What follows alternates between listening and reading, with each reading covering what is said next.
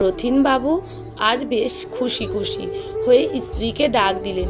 কই গো, শুনছো? তাড়াতাড়ি আসো, একটা খুশির খবর দেওয়ার আছে।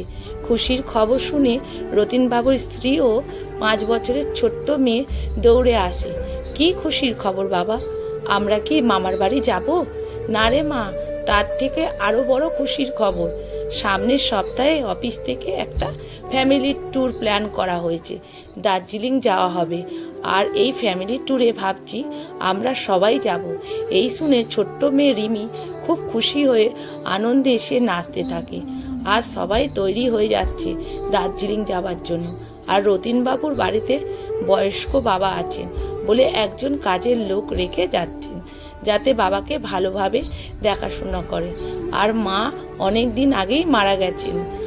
এরপর রথীনবাবু কাজের মেয়েকে সব বুঝিয়ে দিয়ে বাবাকে প্রণাম করে বেরোলেন। বাবা, আমরা আসছি, তুমি সাবধানে থেকো, আর কোনো সমস্যা হলে ফোন করো। ঠিক আছে বাবা, তোরা সাবধানে আয়। আর হ্যাঁ, দিদিভাইকে একটু দেখে রাখবি। আমি ঠিক থাকবো, তোরা চিন্তা করিস না। ওই সময় রিমি দাদুর কাছে এসে বলে, দাদু তুমি বলো, আমি তোমার জন্য দার্জিলিং থেকে কি আনবো? দাদু তখন হাসতে হাসতে বলে, ঠিক আছে, তুমি আমার জন্য একটা চা গাছ আনবে, আমি লাগিয়ে দেব। আমাদের আর চা কিনতে হবে না। মিমি ও তার দাদুকে বলে, ঠিক আছে। সবাই তখন খুব হাসতে হাসতে থাকে। এরপর দার্জিলিংয়ের উদ্দেশ্যে গাড়ি রওনা দিল। সবাই খুব খুশি হয়ে গাড়ির মধ্যে গান শুরু করলো, আর গাড়ি ছুটে চলল দার্জিলিংয়ের দিকে। হঠাৎ দুটো গাড়ি মুখোমুখি ধাক্কা লেগে যায়, আর মুহূর্তের মধ্যে সমস্ত আনন্দের গান নিশ্চুপ হয়ে যায়। অনেক মানুষ আহত হয়ে যায় এবং অনেকেই ওখানে মারা যায়। রথীনবাবু ও রথীনবাবুর স্ত্রী সেখানে মারা যান, কিন্তু রিমি বেঁচে যায়। এরপর বাড়িতে শুধু দুটো প্রাণী, রিমি আর রথীনবাবুর বাবা। রথীনবাবুর বাবা এই বৃদ্ধ বয়সে এত বড় শোক যেন কিছুতেই কাটিয়ে উঠতে পারছেন না, কিন্তু নাতনির মুখের দিকে চেয়ে তিনি নিজেকে ঠিক রাখার চেষ্টা করছেন, কারণ নাতনির সব দায়িত্ব এখন ওনাকেই নিতে হবে। এরপর তিনি মনকে শক্ত করে নাতনিকে মানুষের করার দায়িত্ব নিলেন। দেখতে দেখতে রিমি আজ 23 বছরে পা দিল। রিমি MA পাস করেছে। এখন প্রায় রিমির বিয়ের জন্য সম্বন্ধ আসছে।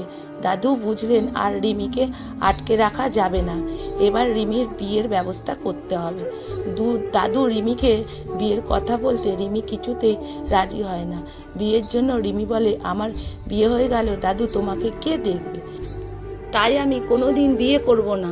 এরকম হয় না দিদিভাই, আমার তো বয়স হয়েছে, আমি আজ আছি কাল নেই, তখন তোর কি হবে?